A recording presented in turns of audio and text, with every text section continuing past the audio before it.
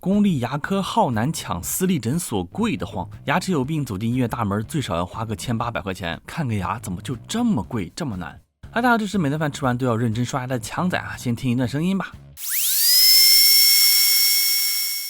是不是有一点头皮发麻的感觉呢？滋滋的电钻在你嘴巴里面开工，整个诊室里边飘着一股糊味，头顶的大灯闪得你睁不开眼，医生拿着钳子在你的嘴巴里边像涮火锅一样忙得热火朝天。此刻的你还没有意识到，你以为被宰的是你自己，但实际上还有你可怜的钱包。一开始你只是因为有点牙疼，鼓起勇气去看牙医结果去了之后呢，医生给你检查出了好几个蛀牙，有一颗坏的程度比较低，只需要简单的补一下，花费呢100-200块钱，你想买那套游戏皮肤就这么没了。另外一颗坏的深一点，需要打麻药才能够补，而你想买的那双球鞋只能等下个月再说了。如果医生不幸的告知你，你的牙已经坏到需要根管治疗了，也就是要抽神经了，那你就要经历牙床尖叫加账单暴击的双重折磨，身体和钱包一起痛到怀疑人生，然后开始后悔为什么自己不好好刷牙。这并不是什么危言耸听，而是每天都在牙科门诊发生的真事。强仔公司一位不具名的同事牛老师他已经在看牙这件事上花了20多万了。据他描述，因为先天性的牙齿缺陷，从高中开始，牙科就成了他的第二故乡。什么补牙根管治疗正畸植骨根尖切除游离龈移植他几乎做遍了所有的牙科项目，还曾经一度肿成过蜂蜜小狗，不得不居家办公1个星期。当事人向我表示，要是把这些年看牙的钱买黄金，现在可能已经躺平了所以看牙为什么这么贵呢？那是因为医生和耗材的价格都很贵。我们先来说一下耗材指的就是你看牙过程中的各种工具和材料。每个人去牙科做手术，医生都会给你拆一个材料包，里面包含了牙镜、镊子之类的常用检查器械。如果要补牙的话，还有各种不同的材料选择。不过这些材料呢，相对来说比较常见，也比较平价，而且基本属于医保可以报销的范畴。而那些真正让你心惊胆战的口腔类医疗耗材，还得是种植牙和正畸，他们会用到的材料可就贵上天了。根据这篇文章，2022年种植体在上海的市场价格基本上在1万到2万5不等。要是再算什么检查费用什么七七八八的，在上海公立医院种一颗牙大概要3万块钱，而且这3万块钱基本上都是你自己要实实在在付出的，不能够走医保。哇，要是按照那个补贴之后9000块钱的电车奔腾小马价格来算的话，这一颗种植牙就相当于在嘴巴里边停了3辆小电动车了。好在2023年种植牙进了医保集采，价格被打下来了。有些地方呢，高端进口的种植体也只要2000块钱不到不过呢，这只是耗材的费用，给医生的医疗服务费还没算呢。还是上海那些规定，公立医院单颗种植牙医疗服务包括了门诊审查、生化检查、影像检查、种植体植入、牙冠植入等服务的总和，最高是一颗5130块钱。看着是不是还行但其实是有点小贵的，很多中老年人是种不起牙的。而导致大家种不起牙的原因，是因为我国的口腔科医生不太够用。截止到2022年底，我国的注册口腔执业医师数量是33.4万人，也就是每4200人就有一个口腔医生。根据世卫组织的标准呢，这个比例应该是1比5000，也就是每5000个人就有一个口腔医生。这么看来，我们国家的口腔医生数量还算可以的但这些医生基本上都是全科医生，也就是我们大部分人最常遇到的做拔牙、做补牙、做镶牙的医生。如果是具体到某个专业方向的话，那么那个方向的医生就会显得非常少了。比如在种植牙刚刚进入集采的时候，很多病人去县级医院想种牙，结果发现这里的医生呢还没有学这个技术，所以这些病人只能够等大城市大医院的医生去县级的医院会诊，顺便呢还可以给县级医院的牙科医生做种植牙的培训。经过1年多的培训和科普，已经有不少县级的医院可以提供种植牙的服务了。只不过病人的可选项并不多，一方面是因为进入集采的种植牙系统也就那么几种，考虑到不同种植体系的优缺点和医生的偏好，一般医院主推的种植系统也就那么2-3种。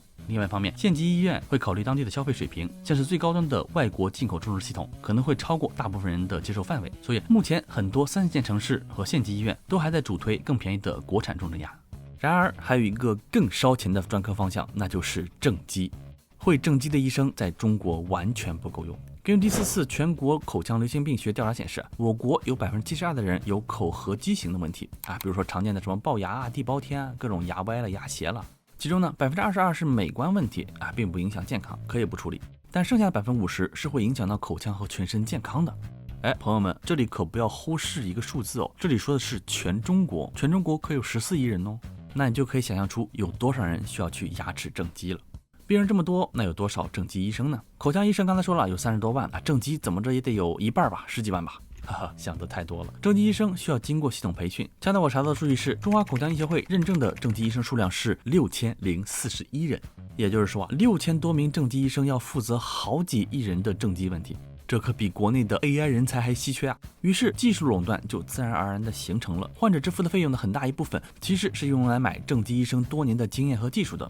怪不得国外电视剧里边牙医都很有钱，原来是真的有本事。所以我觉得，在我国这样一个供需失衡的国家里边，一个好的牙医靠自己的经验和技术吃饭，拿高收入无可厚非。真正气人的、害人的是那些昧着良心哄骗我们花了大价钱却给我们治坏了牙的坏机构和坏医生啊！比如种植牙的价格被题材打下来之后，不少私立牙科诊所开始价格内卷，频繁的打骚扰电话，哄骗很多中老年人去做种植牙。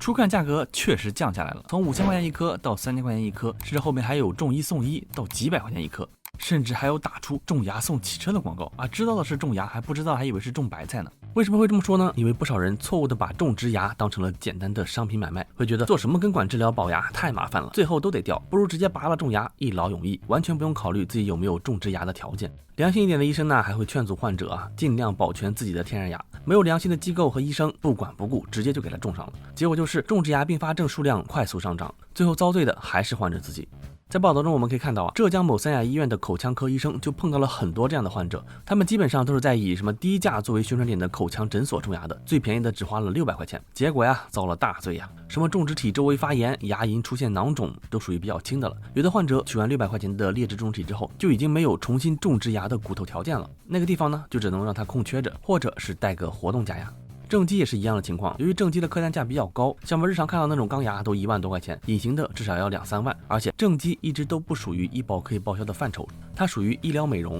这就给不少私立诊所留下了吸引客源的空间呢。他们通过治疗容貌焦虑，鼓吹正畸的效果，像是能够把嘴巴缩进去，下巴拉出来，鼻子呢也会显得更高，等等等等，不断的哄骗患者直接到店里边交2-3万块钱进行治疗。但关键在于这些诊所提供的正畸方呢，很可能不是专业的正畸医生给的，而是那些没有经过系统培训的全科牙科医生。然后这就导致正畸完之后会出现各种各样的问题。患者最后发现没有达到最初的预期，都已经算是比较好的结果了。更严重的像什么脸歪嘴斜、牙槽骨吸收、牙齿脱落等等问题，几乎是没有办法补救的。更糟糕的是，几乎没有医生会愿意去接手正畸失败之后2次矫正的患者。比如前段时间崩盘的某个专门做隐形牙套正畸的连锁机构，结果患者发现自己还没有治完呢，这个机构就已经倒闭了。看到正畸机构倒闭了，牙套厂家那边也不愿意继续发货了，无数人被坑啊。所以枪仔结合我的同事，我们这边会建议，如果你看牙的话，还是尽量去公立医院看，找那种正规培训出来的专业口腔科医生。如果你对医生的水平拿不准的话，还可以去那个什么小地瓜什么音上直接搜医生的名字，是可以找到这个医生的治疗口碑的。